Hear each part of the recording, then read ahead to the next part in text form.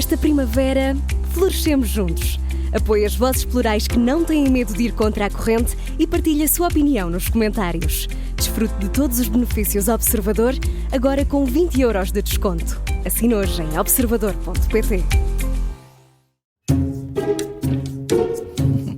Começa agora mais uma comissão de inquérito. Esta quinta-feira é nosso convidado o professor catedrático, politólogo e habitual comentador do Gabinete de Guerra, José Filipe Pinto. Bom dia. Muito bom dia, Muito Maria João. bem-vindo. Bom dia, Paulo. Bom E, dia. evidentemente, bom dia, Carla.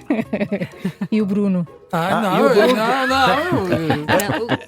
O Bruno estava de lado. Eu Eu sinto-me O cumprimentado. Bruno é a nossa reserva. É a nossa reserva. Professor, sabe como é que isto funciona? Sim. Já ouviu as edições anteriores? Eu sou um ouvinte habitual da Rádio Observador. E um participante, E um participante habitual. também, felizmente. Também Faz Mas parte. ainda mais ouvinte do que participante. Eu tenho Certo. aprendido muito, porque a comunicação social é muito útil para a academia. Ótimo. Eu não sei se gosta de ouvir música. A música, enfim, mas não será bem a minha praia. Não sei se têm cábulas sobre isto, mas Eu não. são lembretes só. São lembretes só de datas, porque cábula eu não uso, e sobre música dificilmente saberei qualquer resposta. Não, eu acho que vai saber esta. Pertence a Lena d'Água, já tem uns aninhos, é de 1982, chama-se Demagogia. Sim. Como é que acaba a frase da letra? Demagogia feita à maneira é como... Rato numa ratoeira. Não é quase, rato, é quase. quase. É como. É isso? Como? É aquilo de que os ratos gostam. É como queijo numa ratoeira. Certíssimo, está bem que sabe.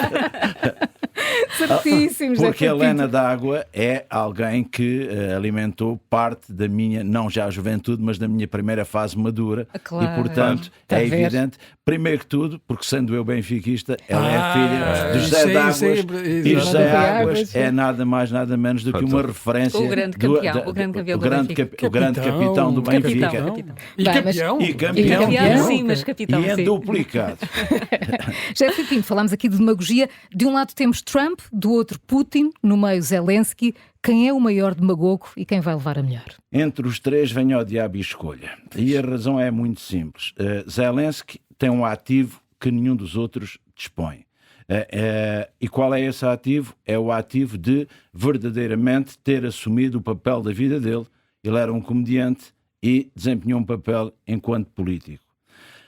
Trump tem um ativo menor. Teve um primeiro mandato muito complicado, tem um segundo mandato que faz hoje um mês que tomou posse, e nós percebemos que neste mês ele alterou completamente a ordem mundial. Não se fala de outra coisa, não é? É não Trump se- em tudo. A razão é muito simples. Enquanto investigador, nós acertamos umas vezes nas nossas previsões, erramos outras vezes. Eu já errei 2 vezes, e uma é com Trump. O primeiro erro, e eu voltei a um congresso no ano a seguir para pedir desculpa, foi quando pensei que a integração regional da África do Sul, naquela que se costuma designar como SADC, representaria uma mais-valia para o continente. Descobri que, afinal de contas, a África do Sul tinha colocado todos os países da região na sua dependência. E isso, portanto, eu pedi e expliquei, continuo a acreditar na integração regional, mas não é de maneira nenhuma a cura para todas as maleitas. É preciso que cada um dos integrantes dessa unidade regional faça o seu trabalho de casa. A segunda foi Trump. Eu escrevi um capítulo nos Estados Unidos intitulado Trumpism and Putinism, Just Old Wine in New Bottles, para explicar que Trump e Putin eram o resultado do sistema e não os construtores do sistema. Enganei-me relativamente a Trump. Trump está a construir um sistema. E aí sim, eu tive razão quando disse que nós vivíamos num mundo de múltiplas ordens. E o sistema que ele está a construir é o mundo de múltiplas ordens. Em que num primeiro momento, e agora voltamos a Putin, como é que Putin, que está condenado à condição de pária perante a comunidade internacional, com exceção da Coreia do Norte, do Irão e da China, e parcialmente da Índia. Como é que Putin consegue, portanto, voltar a ter tempo de antena privilegiado E poder de decisão. e muito poder de decisão, porque neste momento, em termos reais, ele foi readmitido na comunidade internacional. E este é um mundo de múltiplas ordens. E isso serve aos interesses dos Estados Unidos, porque tem sido dito que Donald Trump põe em primeiro lugar os interesses norte-americanos. Esta estratégia privilegia, de facto, os interesses americanos. É favorável à América? O Donald Trump está a construir um sistema novo, tanto a nível interno e a integrar-se no nível externo. A nível interno, as ordens executivas que ele está a passar diariamente estão a fazer parte daquilo que se chama, portanto, a teoria executiva unitária. E a teoria executiva unitária é algo de muito perigoso. Significa o quê? Que o Presidente passa a estar quase acima da lei. E esta perspectiva de... Ele ontem passou 3 ordens executivas para controlar mais 3 comissões. E, neste momento, nos Estados Unidos, aquele sistema dele, do check and balances, é um sistema que favorece que quem está no poder seja escrutinado. O que acontece que não é possível, por exemplo, substituir funcionários que são nomeados por um prazo fixo. Trump reverteu isso. E como todas estas decisões vão ser questionadas a nível do Tribunal Constitucional, do Supremo, o que é que vai acontecer? Ele mudou os juízes. E a partir daí, neste momento, vai ser muito difícil a separação de poderes. Há ainda um outro elemento que eu chamaria a atenção. Serve ou não serve os interesses de Trump? Serve. Serve os interesses de Trump e os interesses da ala mais radical do partido a que ele pertence e que neste momento nós percebemos a vida habitual dos Estados Unidos divide-se entre 2 partidos. Neste momento o partido de Trump é Trump. E isto vai levantar um problema muito grave para os seus aliados, como é o caso da União Europeia, mas também para o mundo. Mas atenção, Trump é um homem do seu tempo. O que é que isto quer dizer? É alguém que percebeu que é um mundo de múltiplas ordens. E, num primeiro momento, ele aproximou-se de Putin, reabilitou-o. Para quê? Para evitar que Putin se unisse com Xi Jinping e houvesse uma revisitação da guerra, do sistema da Guerra Fria. Atenção, hoje já está a namorar, entre aspas, quem? A criar um outro bromance. Com quem? Com Xi Jinping. Com Xi Jinping, é verdade. Bom, passou no primeiro teste sobre, o da música. Sobre a música. Agora vamos ao cinema. Sim, porque isto e aí é de mal a pior, Carla. Não é nada. Vai ver. 5 pontos já são seus. Vai ver que não. Ia dar uma pista. É um filme de 2002, não sei bem o que é que andava a fazer na altura, mas é um filme muito premiado, falou-se muito dele. Conta a história de um homem judeu-polaco em Varsóvia durante a Segunda Guerra Mundial. Teve Oscars, até o de melhor ator, também de melhor realizador para Roman Polanski. Conheço Roman Polanski. Em 2002, o que é que eu andava a fazer? Estava... Se puder dizer, veja lá. Posso. Estava a defender a dissertação de mestrado. Não tinha cabeça para mais nada. E a preparar a entrada no doutoramento. Portanto... conheço Roman Polanski. Adrien Brody foi o ator que ganhou o Oscar também com esta interpretação. Atores vai piorar, Carla. Não, mas o nome é do ajuda. Peça ajuda, José Filipe Pinto. É melhor pedir ajuda. Assim sempre tem 2 pontos. Desta questão eu só me lembro de um filme, mas que não é este. É a Fiddler on the Roof. Quer dizer, um violino no telhado. Não é este o filme. Eu sei que não é este o filme. Mas para a temática do Médio Oriente é o que me interessa. Mas agora vai lembrar-se. Mas este passa-se em Varsóvia durante a Segunda Guerra Mundial. Não. Então, vamos a ajudas. Será o barbeiro, o canalizador ou o pianista? É o pianista. É o pianista. Por acaso, convidaram-me várias vezes para ver o pianista, mas eu achei que tinha uma grande carga de densidade para aquela altura e eu precisava de libertar a cabeça para outras questões. Às vezes é preciso, mas olhando para aquele momento histórico do período pré-Segunda Guerra Mundial e o momento que estamos a viver, há muitas semelhanças? Há muitas semelhanças, mas a nova ordem mundial é algo completamente novo em determinados aspectos. O que é que eu digo? Porque é que eu digo isto? Porque quando terminou a Segunda Guerra Mundial, o princípio que presidiu à criação da Carta das Nações Unidas foi um princípio do nunca mais. E nunca mais porquê? Porque se a Primeira Guerra Mundial tinha provocado 10 milhões de mortos, a Segunda provocou 50 milhões de mortos.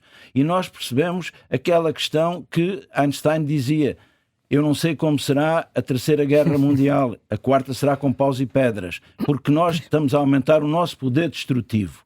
Então, o que é que acontece? Há o princípio do nunca mais para dizer nunca mais vamos repetir este erro. Vamos aprender a viver uns com os outros.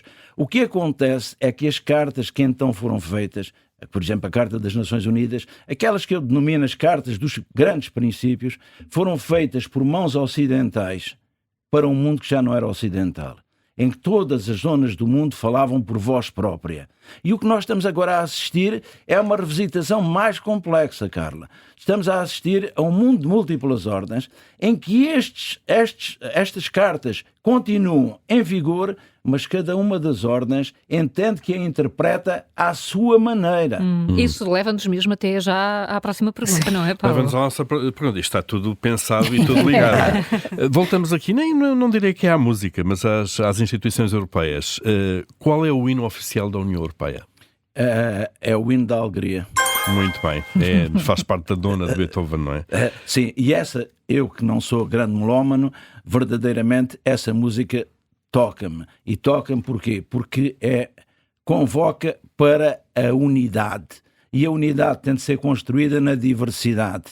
E eu que sou um grande adepto da livre iniciativa e da criatividade, entendo que é nesta diversidade que se pode construir a unidade, e o projeto europeu é, juntamente com o Estado Social, as duas maiores criações do mundo ocidental.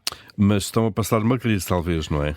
Isto é, aquilo que aconteceu esta semana, aquela reunião promovida por França, a forma como a Europa nos últimos anos se deixou enredar neste contexto, isto não está a pedir mais uma marcha fúnebre do Chopin? Pois, o problema está... é muito diferente nós percebermos aquilo que são os ideais e depois como é que se colocam esses ideais em prática. Dito de uma forma mais simples, a União Europeia não tem neste momento nenhuma voz encantatória, e aquelas que surgem como encantatórias nada mais são do que vozes populistas que convocam, são as sereias, é o canto das sereias. E depois aparecem políticos medianos colocados, e não é apenas por uma questão de estatura física, em bicos de pés. E o melhor exemplo é Macron, que sempre ambiciona ser o novo líder doutrinário da União Europeia e do processo de integração europeia. Evidentemente, Macron tem enormes problemas internos porque ele não consegue controlar a situação em França e muito menos controlará a situação na União Europeia. Nós estamos numa situação muito complicada. A França, neste momento, aquilo que nós chamamos os democratas, os republicanos, são uma minoria. A França, o tecido social francês está muito fraturado e há neste momento em França dois populismos. O populismo cultural ou identitário, de que o Rassemblement National, a antiga Frente Nacional ou Front National, é o líder representante, e um populismo socioeconómico que tem em Mélenchon e La France Insoumise a outra parte. E eu costumo perguntar, e onde estão os franceses? É que os franceses deixaram o centro, passaram para as duas periferias. Temos a Alemanha.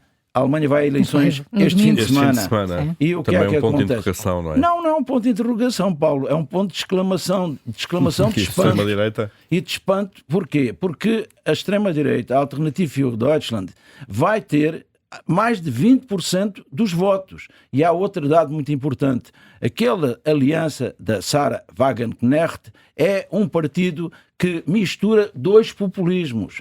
Porque, sob o ponto de vista da imigração, ela é do populismo cultural ou identitário e não quer lá imigrantes. Mas, sob o ponto de vista da economia, ela é do populismo socioeconómico, porque quer um modelo socialista. E isto explica o que eu venho a dizer há 8 anos. O populismo não é uma ideologia. Serve-se de elementos ideológicos e serve-se a seu belo prazer. E nestes momentos acaba por ser cada vez mais complicado, José de facto, Filipe encontrar Pinto um caminho. está com 12 pontos neste momento, ainda tem 10 pela frente, portanto pode chegar aos 22, que é o máximo que conseguiram até hoje, aqui na Comissão de Inquérito.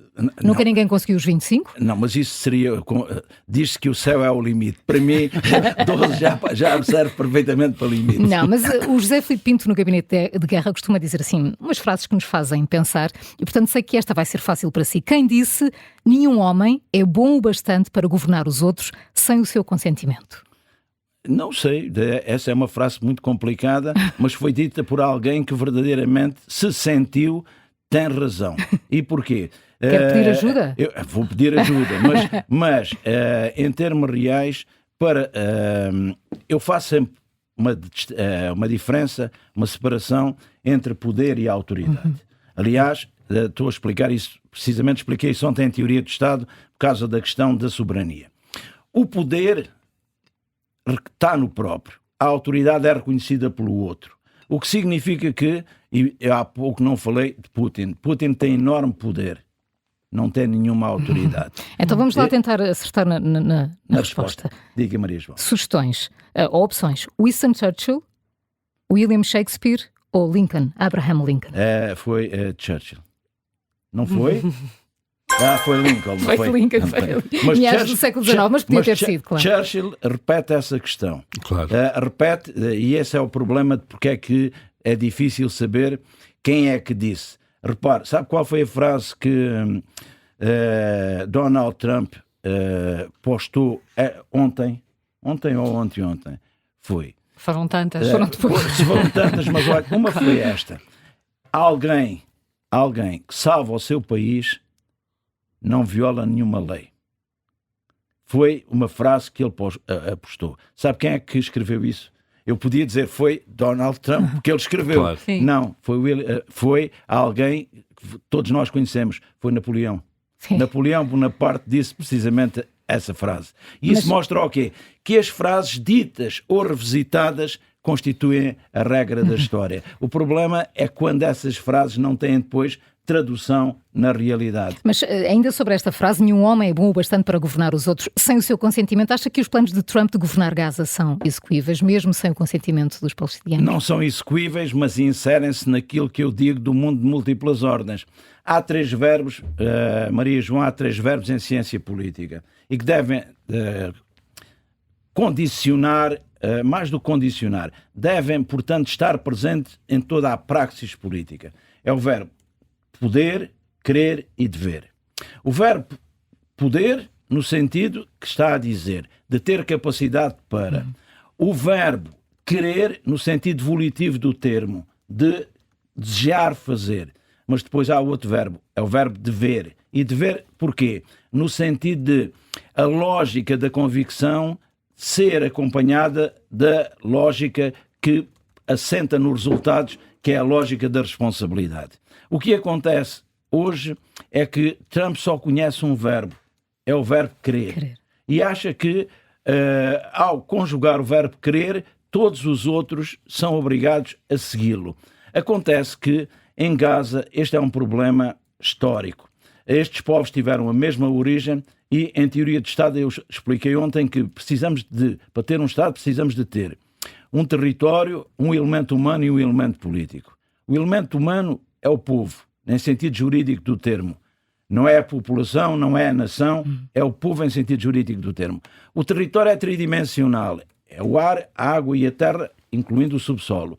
E depois entra o elemento político. E este elemento político, que é o elemento humano, o elemento político, é o quê?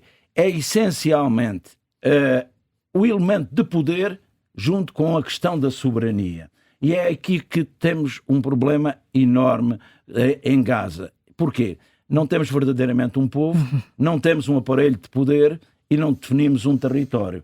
Portanto, é muito difícil identificar ali um Estado.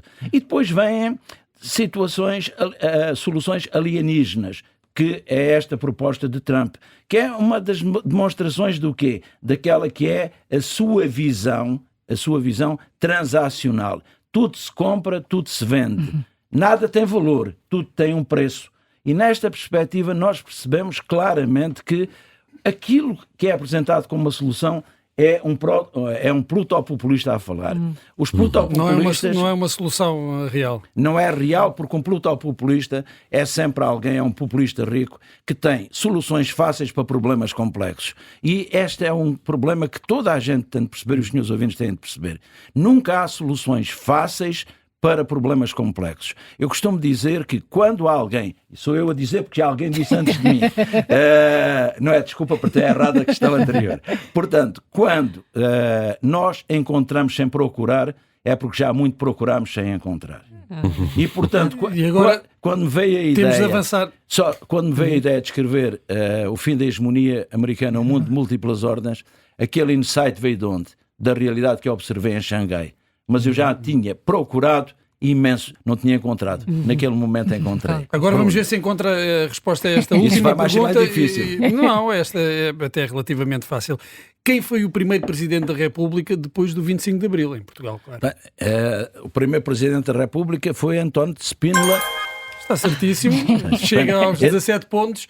Parece que temos aí na calha de novo um militar, ou um antigo militar, como Presidente da República. Há pouco falava da questão do poder e autoridade. Acha que é isso que explica a vantagem que Gouveia e Melo tem nas sondagens, a autoridade que lhe é reconhecida pela generalidade das pessoas? Mas também não só. Significou o quê? Até à data, sobre o Almirante Gouveia e Melo, nós sabemos muito da forma como ele conseguiu implementar um plano que não foi pensado por ele. Ele pô-lo em prática, que foi a vacinação da Covid.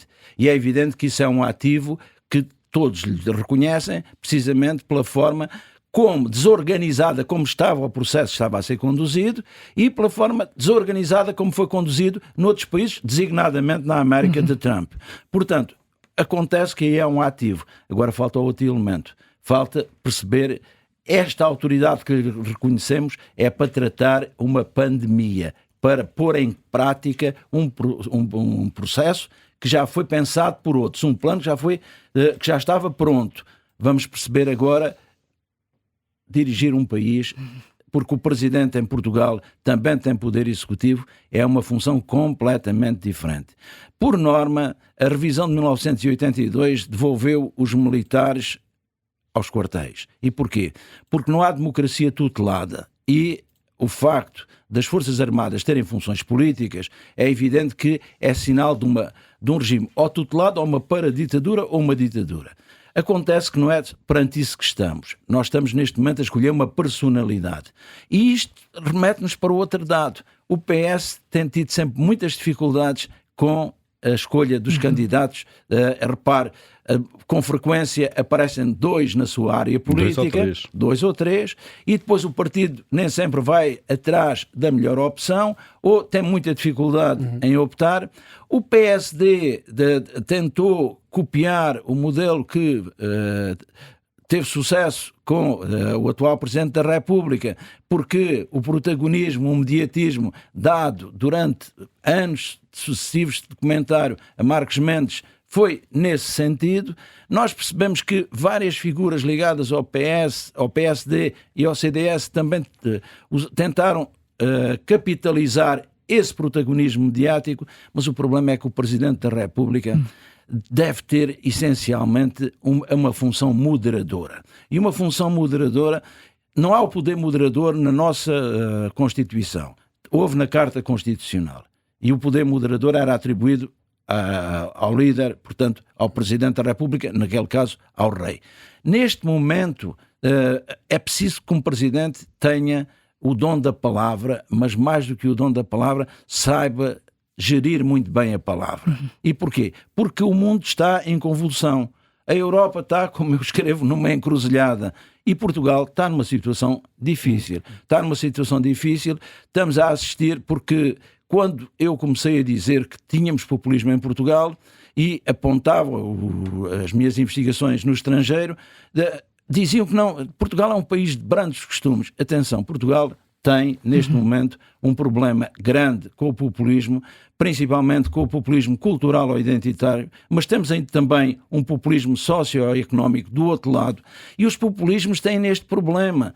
Consideram que são os arautos daquilo a que se pode chamar os valores nacionais, ao arrepio daquilo que pensam a maioria dos portugueses. E é isto que faz com que nenhum deles vá chegar ao poder, porque o Partido Socialista ou o PSD é que vencem sempre as eleições em Portugal. Isso prova o quê? Que o povo português não está alinhado com os extremismos, mas eles estão a crescer. Mais, Portugal tem fingido que é um país de brandos costumes e em que não há criminalidade organizada. Estávamos por outras conversas. No livro está a criminalidade organizada. Temos gangues. E respondendo concretamente ao Bruno, neste momento estamos a falar em sondagens. Muitos dos protocandidatos ainda não se tornaram candidatos. Vamos ter de esperar. Vai ser uma situação diferente. E diferente nesta perspectiva. Temos de terminar, José Filipe Pinto. Para terminar, Maria João, vai ser diferente nesta perspectiva. É que não sabemos quem passa à segunda volta. Mas, evidentemente, vamos ter uma segunda volta. E essa questão de quem passa à segunda volta é a questão dominante. Porquê? Porque aí é que se perceberá onde é que os portugueses raramente põem todos os ovos no mesmo cesto. Vamos ver em quem é que eles apostam. No seu caso passou à primeira volta, 17 pontos. Maravilha. Muito bom. Quem vinha com uma expectativa de 0 foi brilhante. Foi muito bom, José Filipe Pinto. Muito obrigada. Foi um gosto à Comissão de Inquérito. É sempre um prazer estar na Rádio Observador e com esta excelente equipa. Muito obrigada. Obrigado.